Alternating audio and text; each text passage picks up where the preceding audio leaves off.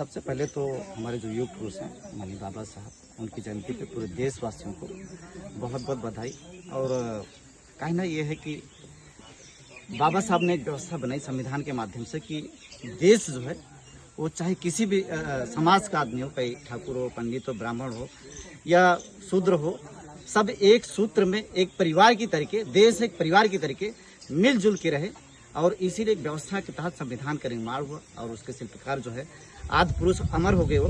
लेकिन आज हम उनके बताए हुए रास्ते पे चलते हुए देश को आगे ले जा रहे हैं। लेकिन कुछ देश विरोधी ताकतें जो हमको आपको एक को बता रहे, हिंदू हो, मुसलमान हैं, ब्राह्मण हैं, क्षत्रिय हैं, ये करीब 10 साल पहले नहीं था।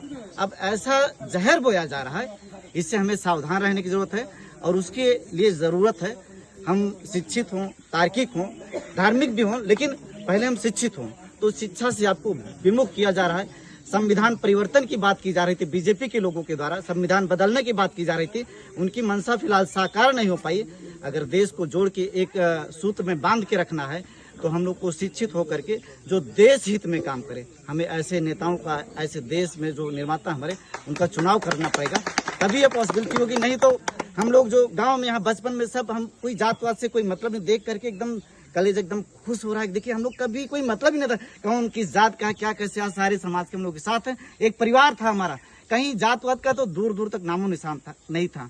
तो देश पे शासन करने के लोगों ने जातियां बनाई और उस जहर को फिर से हमारे दिमाग में डाला जा रहा है ताकि एक दूसरे से नफरत करें और जातियों में बट करके पार्टियों को करें। हमें पार्टी नहीं, हम एक परिवार हैं, हमें बटना नहीं, हमें हमारे सारे भाई हैं, हमें एक दूसरे से प्यार से ही पेश आना है। और ये मिसाल यहाँ पे सभी समाज के लोग मौजूद हैं। बाबा साहब की जयंती को जो हमारा सिविलाइज तबका है, पढ़ा लिखा तबका है, बड़े धूमधाम से हर समाज के लोग मना रहे हैं। और इसी के साथ जो है सभी देशवासियों को एक बार फिर से बाबा साहब की 135वीं जयंती की हार्दिक बधाई। एक सवाल आखिरी आपसे रहेगा कि जैसे जो लोग बताते हैं कि जो बहुत सारे नेता हैं जातियों में बांटते हैं, क्या आज यहाँ पर जितने लोग इकट्ठे हुए हैं क्या वो केवल एक समुदाय के हैं?